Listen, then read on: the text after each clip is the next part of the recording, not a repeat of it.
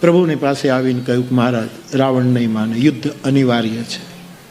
બીજા દિવસથી ઘમાસાન યુદ્ધ શરૂ થાય છે. એમ કહેવાય છે સાહિત્યમાં કે રામ રાવણ જેવું યુદ્ધ ક્યારેય થયું નથી. સમુદ્ર કોના જેવો તો સમુદ્ર જેવો, આકાશ કોના જેવું તો આકાશ જેવું.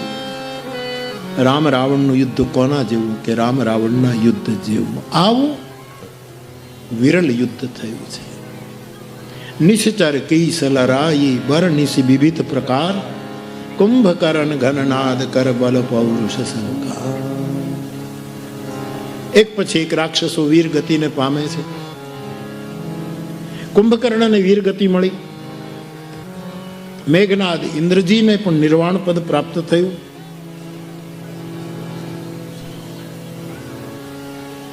રાવણને ભગવાન રામના યુદ્ધને બહુ જ વખાણ્યું. છેલ્લે 31 બાણ પ્રભુએ પોતાના ધનુષ ઉપર ચડાવ્યા. કાલે કહેતો હતો ને, ઘણાને હૃદયમાં બાણ માર્યું, ઘણાને ભુજા કાપી નાખી બાણ મારીને, ઘણાને નાભીમાં માર્યું, ઘણાને. આવું બાણની જે લીલા છે રામાયણમાં એ જુદી જુદી છે. તો બાપ 31 બાણ ચડાવ્યા છે. 10 ભુજા માટે, 20 ભુજા માટે, 10 મસ્તક માટે ને 31 નાભીમાં. જ્યાં ભલે કોઈ પણ ભાવે, કોઈ પણ ભાવ અભાવથી નામામૃત ભેગું થયું હતું. અને એ નામામૃત પેલું થાય તો જ રાવણ મરશે. વિશ્વ મંગલ માટે, જગતના કલ્યાણ માટે સાક્ષાત ઈશ્વર પરમાત્મા રામે 31 બાણ ચડાવ્યા છે. અને જેમ પાંખોવાળા સર્પો લહલહાત જન વ્યાલ, જેમ પરખો સર્પો છૂટે એમ 10 બાણે મસ્તક ઉડાડ્યા, 20 બાણો એ 20 ભુજા કાપી નાખી, અને 31 નાભી સર શોષા, જે નાભીનું જે અમૃત સર છે એને સૂખી લીધો. અને રાવણ ધરતી ઉપર પડ્યો. પડતાની સાથે જીવનમાં પહેલી વાર બોલ્યો, કહા રામ, રામ ક્યાં છે?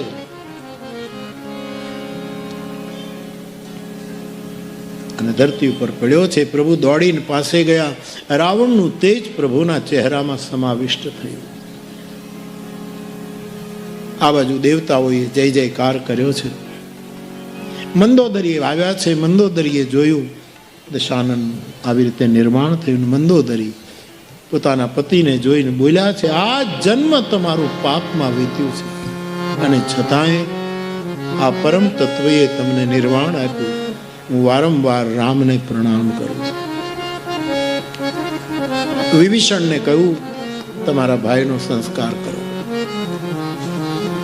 બધી રાણીઓએ બધાએ તિલાંજલિ આપી છે. અને પછી ભગવાન રામે કહ્યું કે પિતાના વચનને લીધે હું નગરમાં ન આવી શકું, પણ મારા સમાન મારા ભાઈ લક્ષ્મણને મોકલું છું. અને વિભીષણના ભાલમાં લંકાનું રાજ તિલક કરવામાં આવ્યું. વિભીષણને રાજ તિલક થયું, ગાદી સોંપાણી. પછી પ્રભુએ હનુમાનજીને કહ્યું કે જાનકીજીને ખબર આપો અને એમને લઈ આવો. લીલા પૂરી થઈ.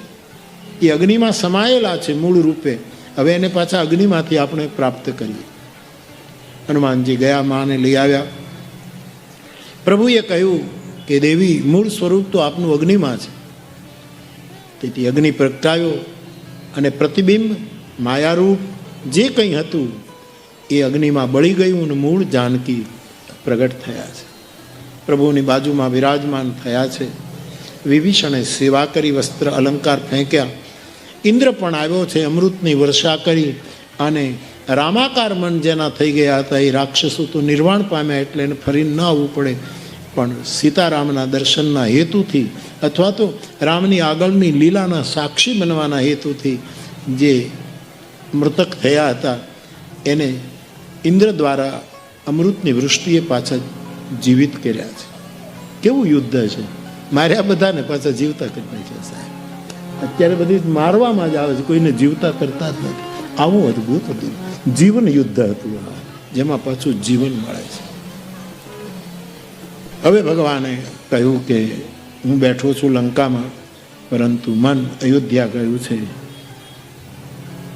14 વર્ષ પૂરામાં 1 દિવસ બાકી છે, અને જો મોડું થશે તો ભરત જીવશે કે કેમ. પુષ્પક વિમાન તૈયાર થયું, સાથીઓને બેસાડ્યા છે, અને ચલત વિમાન કોલાહલ હોય. વિમાન આકાશ માર્ગે. ભગવાન વિમાનમાંથી સીતાજીને રણમેદાન બતાવે છે. અહીંયા આ થયું, અહીંયા આને મારવામાં આવ્યો, અને આને આ બધું બતાવ્યું. રામેશ્વર ભગવાનના દર્શન કરાવ્યા. કુંભજ આદિ ઋષિમુનિઓના આશ્રમમાં સૌને મળતા મળતા ભગવાન રામ શંગવેરપુરમાં આવે એ પહેલા હનુમાનજીને કહ્યું કે તમે અયોધ્યા જાઓ. ભરતજીને ખબર. હનુમાનજી અયોધ્યાની યાત્રા કરે છે. વિમાન શંગવેરપુરમાં ઉતર્યું. એ નિષાદ, કૌલ, કિરાત એ બધા દોડ્યા છે. પ્રભુ બધાને ભેટ્યા છે.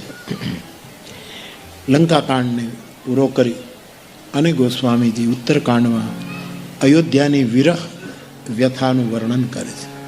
રહા એક દિન અવધિકર. એક જ દિવસ બાકી છે. બધા આર્ત છે. બધા શું થશે, આજ નહીં આવે તો શું થશે? બધા ચિંતિત છે. જહ તહ સોચ હિ નારી નર કૃષતન રામ વિયોગ. ભરતજી તો મૃત્યુની તૈયારી કરી લીધી છે. આજ ન આવે તો પ્રાણ ત્યાગ. અને એમાં શ્રી હનુમાનજી જેમ ડૂબતાને જળપોત મળી જાય એમ આવી આધાર મળી. કહ્યું કે ભરતલાલજી, સકુશલ સભ્રાત જાનકીજી સાથે ભગવાન આવી રહ્યા છે. અને જે આ શબ્દો સાંભળ્યા, ભરત અને હનુમાનજી ભેટ્યા છે. ભરતજીએ કહ્યું કે આ સમાચારના બદલામાં હું તને શું આપું? જલ્દી કરો, પ્રભુને લઈ આવો. હનુમાનજી ગયા અને પ્રભુનું વિમાન ઉડાન ભરે છે. અયોધ્યાને પરિક્રમા કરી અયોધ્યાની દિવ્ય ભૂમિ પર વિમાન ઉતરાણ કરે છે. અને પ્રભુ મિત્રોની સાથે વિમાનમાંથી નીચે ઉતરી પોતાની જન્મભૂમિને પ્રણામ કરે છે. હજારો લોકો દોડ્યા છે. ભરત અને રામ જ્યારે ભેટ્યા ત્યારે નિર્ણય નથી થતો કે બેમાં કોને વનવાસ હતો. એક રૂપ પરસ્પર બધા ભેટ્યા છે. વશિષ્ઠજીના ચરણારવિંદમાં ધનુષ્યબાણ એક બાજુ મૂકી પ્રભુએ પ્રણામ કર્યો. પોતાની સાથે આવેલા મિત્રોનો પરિચય વશિષ્ઠજીને આપ્યો અને વશિષ્ઠજીનો પરિચય મિત્રોને આપ્યો. આ બાજુ હજારો લોકો પ્રભુને મળવા માટે આતુર છે. અને આ પ્રેમાતુરતા દેખ કરકે ભગવાને ઐશ્વર્ય લીલા કરી. ભગવાને અનેક રૂપ ધારણ કર્યા છે. જેનો જેવો ભાવ હતો એવી રીતે પ્રભુએ બધાનો બ્રહ્મ સાક્ષાત્કાર સફળ કર્યો છે.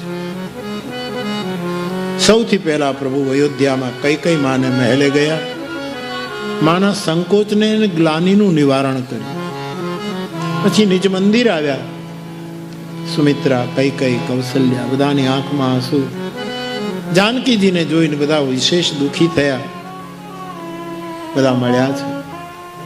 ભગવાન વશિષ્ઠજી બ્રાહ્મણોને લઈને આવ્યા અને કહ્યું કે આજે જ રાત તિલક કરી દઈએ, હવે દિવસનો વિલંબ ન કરીએ. ભગવાન રામે ભાઈઓને સ્નાન કરાવ્યું. પોતે પોતાની જાતે સ્નાન કરે. સાસ માતાઓએ જાનકીજીને સ્નાન કરાવ્યું. અને 14 વર્ષ પહેલા રાજ્યારોહણમાં જે વસ્ત્ર અલંકાર ધારણ કરવાના હતા એ 14 વર્ષ પછી ધારણ થયા છે. દિવ્ય સિંહાસન મંગાવવામાં આવ્યું છે. અને ભગવાન રામને વશિષ્ઠ ગુરુએ આદેશ કર્યો કે તમે ગાદી ઉપર વિરાજમાન થાઓ. પૃથ્વીને પ્રણામ કરી, આકાશમાં સૂર્યને પ્રણામ કરી, દિશાઓના દેવતાઓને પ્રણામ કરી, જનતાને પ્રણામ કરી, સાથે આવેલા મિત્રોને પ્રણામ કરી, ઋષિમુનિઓને બ્રાહ્મણ વૃંદને પ્રણામ કરી, ગુરુને પ્રણામ કરી, માતાઓને પ્રણામ કરી. અને ભગવાન બિલકુલ વિનમ્રતાથી અયોધ્યાની રાજગાદી ઉપર સસીતા વિરાજિત થયા. અને તુલસીજી કહે છે સૌથી પ્રથમ વશિષ્ઠજીએ રામના વિશાળ ભાલમાં રામ રાજ્યનું તિલક કર્યું. ત્રિભુવનને રામ રાજ્ય આપતા ભગવાન વશિષ્ઠજીએ ભગવાનને તિલક કર્યું. આને જય ઘોષ થયો છે. આ સુંદર દૃશ્ય જોઈને મા કૌશલ્યા આદિ માતાઓ બહુ જ હર્ષિત થઈ. અને આરતી લઈને રાજ્યારોહણની આરતી કરે છે. ટૂંકમાં રાજ્યાભિષેક થયો. બ્રહ્મભવનથી ચારેય વેદ અયોધ્યા પધાર્યા. પ્રભુની વેદ સ્તુતિ થઈ. વેદો બ્રહ્મભવન ગયા. પછી ભગવાન મહાદેવ દુર્જટી મૂળ રૂપમાં અયોધ્યાના દરબારમાં ભિક્ષુક બનીને આવ્યા છે. અને ભગવાન રામની છબી જોઈને શિવજી ભગવાનની સ્તુતિ કરે, હે શ્રીરંગ હર્ષિતો કર, મને આપો પદ સરોજ યન પાયની ભક્તિ સદા. આપની ભક્તિ આપો ને મને કાયમ સત્સંગ. શિવ માંગે છે કાયમ સત્સંગ, મને કાયમ સત્સંગ પ્રાપ્ત. બરણી ઉમાપતિ રામ ગુણ હર્ષિત ગયે કૈલાસ. રામ ગુણગાનનું ગાયન કરે શિવજી કૈલાસ ગયા. પ્રભુએ મિત્રોને સુખપ્રદ ઉતારા આપ્યા. રામ રાજ્યની સ્થાપના થઈ. 6 મહિના વીતી ગયા. ભગવાને બધાને કહ્યું કે તમારા કર્તવ્યનું નિર્વહન કરવા માટે તમે પોતાના સ્થાનમાં જાઓ, ત્યાં રહીને મને યાદ કરજો. બધાને વિદાય આપી. શ્રી હનુમાનજી મહારાજે સુગ્રીવને કહ્યું કે હું તો તમારો સેવક છું, આપ કહેતા હો તો અયોધ્યામાં રહી જાઉં થોડા દિવસ, પ્રભુની સેવા કરીને પછી પાછો આવી જઈશ. પોતપોતાના કર્તવ્યોનું કેટલું ધ્યાન રાખ્યું છે.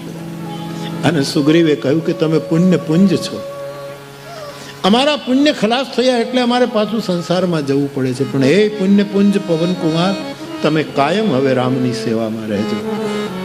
આમ કહી બધા મિત્રોએ વિદાય લીધી છે. રામાયણમાં દિવ્ય રામ રાજ્યનું વર્ણન, જેની જગતને કામના છે કે આવું રાજ્ય જગતમાં સ્થપાય. પરમાત્માની નરલીલા આગળ વધી, સમય મર્યાદા પૂરી થઈ. સીતાજીએ 2 પુત્રોને જન્મ આપ્યો. એવી જ રીતે 3 ભાઈઓને ત્યાં 2 પુત્રોનો જન્મ થયો. રઘુવંશના વારસદારના નામ બતાવીને તુલસીએ રઘુનાથ ગાથાને વિરામ આપી દીધી. જે પ્રસંગોમાં વિવાદ છે, કંઈક દુર્વાદ છે, સીતાનો બીજી વખત ત્યાગ, એ પ્રસંગ લીધો નથી, કારણ કે આ તો સંવાદની કથા છે. પછી તો કાગ ભુસુંડીજી મહારાજની પાસે ગરુડ આવે છે. ભુસુંડીજી ગરુડને કથા સંભળાવે, પોતાની આત્મકથા સંભળાવે. અને પછી ગરુડે જે પ્રશ્નો કર્યા એના ઉત્તરો આપ્યા.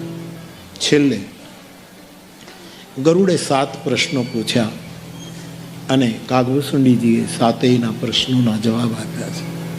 કથા પૂરી થઈ. ખગરાજ ગરુડ પોતાના બુદ્ધ પુરુષના ચરણોમાં પ્રણામ કરી પાંખું ફૂલી છે. સામવેદ શરૂ થયો અને ગરુડ વૈકુંઠ ગયા છે.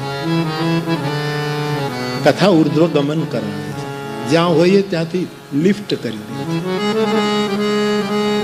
બધા ભુસુંડી ના ચરણમાં વંદન કરી ગરુડ ગયા. યાજ્ઞવલ્ક મહારાજે કથાને પૂરી કરી કે કેમ એ બહુ સ્પષ્ટ મળતું નથી. એ કથા